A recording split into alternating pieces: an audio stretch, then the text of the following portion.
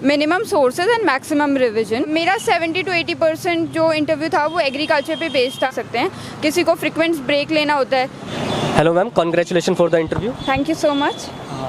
And ma'am, आप अपना थोड़ा नाम और आप कहाँ से बिलोंग करते हैं और आपका ये कौन सा अटैम्प्ट था बता सकते हैं? मेरा नाम ऋतु है। मैं बेसिकली चूरू डिस्ट्रिक्ट से हूँ, वैसे मैं रहती हिसार हरियाणा में हूँ। मेरा ये सेकंड अटैम्प्ट था और फर्स्ट इंटरव्यू था। ओके मैम, आज जैसा हम देखते हैं मैम, कुछ रिसेंट टाइम में अभी 2-3 महीने के अंदर ही प्रीलिम्स है, तो मैम जो स्टूडेंट्स तैयारी कर रहे हैं तो उनके लिए आप कोई स्ट्रेटेजी बता सकते हैं या टिप्स बता सकते हैं कि वो कैसे प्रीलिम्स के लिए प्रिपेयर करें? यार एक ही स्ट्रेटजी है, minimum sources and maximum revision. तो रिवाइज करो जितना, बिकॉज जो क्वेश्चंस आएंगे वो तो कहीं से भी आ सकते हैं, तो अपने मिनिमम सोर्सेज रखोगे तो फिर याद आ जाएगा उस टाइम पे और आप अच्छे से कर सकते हो। एंड मैम, जैसे हमें स्टैंडर्ड बुक्स तो सबको पता है प्रीलिम्स के लिए, बट करंट अफेयर्स के लिए कैसे करें तैयारी, उसका बहुत ज़्यादा दिक्कत है स्टूडेंट्स को, तो उसके बारे में बता सकते हैं? मैंने विजन 365 किया था, पीटी प्रीलिम्स में भी पीटी 365 और मेंस में भी मेंस 365 किया था। तो मेरा तो current affairs, newspaper plus magazine से हो गया था कवर। एंड मैम, आपका मीडियम कौन सा था? मेरा इंग्लिश मीडियम था। And optional? मेरा एग्रीकल्चर ऑप्शनल है। एंड मैम, आपका एग्रीकल्चर ऑप्शनल था, तो इंटरव्यू में इससे रिलेटेड कुछ क्वेश्चन थे? मेरा 70 to 80% जो इंटरव्यू था वो एग्रीकल्चर पे बेस्ड था, प्लस करंट अफेयर्स पूछे थे and plus current affair related to agriculture वो पूछा गया था इंटरव्यू। एंड मैम, आपका टाइम टेबल कैसा था, क्योंकि आपने सेकंड अटैम्प्ट नहीं क्लियर किया, तो जो स्टूडेंट्स हैं वो काफ़ी जानना चाहेंगे आप किस तरह से पढ़ती थी, क्या से किस टाइम, मॉर्निंग पर्सन थे या नाइट पर्सन, उस हिसाब से बता सकते हैं? मैं तो सुबह पढ़ती थी, सुबह जल्दी उठ के एक शिफ्ट कंप्लीट कर दिया 3 to 4 आवर्स की, देन शाम में 3 to 4 आवर्स एक साथ बैठ के किया। तो जो नाइट पर्सन है वो रात को भी पढ़ सकते हैं, ये ऐसा कुछ नहीं होता, आप अपने हिसाब से शेड्यूल बना सकते हैं।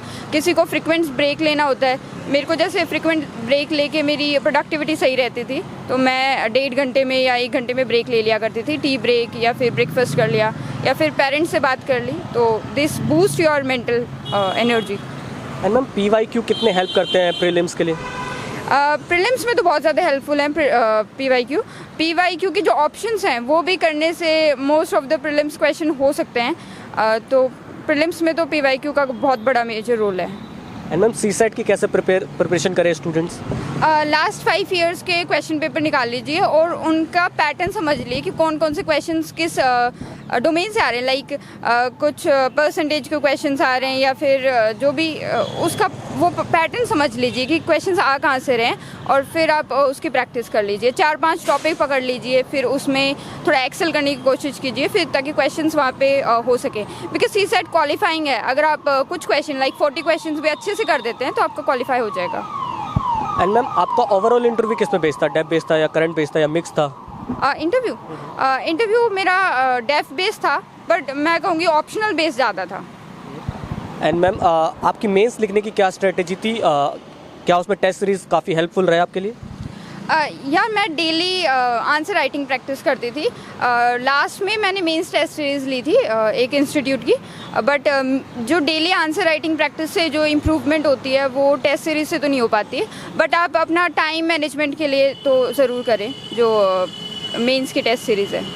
एंड मैम, जो स्टूडेंट्स हमें देख रहे हैं तो उनका ये क्वेश्चन रहता है कि हम प्रीलिम्स के साथ ही मेंस लिखना स्टार्ट करें या फिर पहले प्रीलिम्स क्लियर हो जाए तब मेंस लिखें, तो आप क्या बताना चाहेंगे?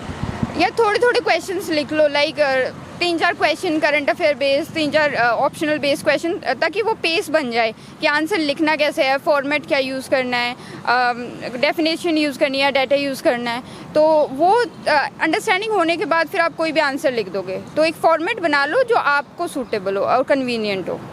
मैम, इस लॉन्ग जर्नी में आपके मेंटोर्स काफ़ी साथ निभाते हैं, आप उनका कुछ नाम मेंशन करना चाहेंगे? जी, सबसे पहले तो मेरे parents, my mother, my father, और फिर मेरे सिबलिंग्स, मेरी बड़ी बहन, उन्होंने भी काफ़ी सपोर्ट किया। Then my classmate Rajat Kumar, उन्होंने भी काफ़ी, he is my mentor right now, तो उन्होंने भी काफ़ी सपोर्ट किया। एंड मैम, इस लॉन्ग जर्नी, आपको पता है ये मैराथन की तरह ये काफ़ी ज़्यादा टफेस्ट एग्जाम है इंडिया का, तो आपको ऐसा क्या मोटिवेट किया कि आप इस लॉन्ग जर्नी पे निकल पड़ी? जी, पहले तो मेरे को इतना क्लियर नहीं था why to do this exam, but जैसे जैसे मैंने न्यूज़पेपर पढ़ा एंड थोड़ी तैयारी की, then I got this determination कि मुझे ये एग्ज़ाम क्लियर करना है। So to bring change in myself also and surrounding में भी थोड़ा बहुत अगर चेंज कर पाऊँ तो। एंड मैम आंसर राइटिंग के लिए काफ़ी स्टूडेंट्स को पता नहीं चलता कि हम कैसे सही लिख रहे हैं या नहीं लिख रहे हैं, तो जो बच्चे सेल्फ प्रिपेयर कर रहे हैं वो कैसे एवेलुएट करें, कुछ टिप्स आपको?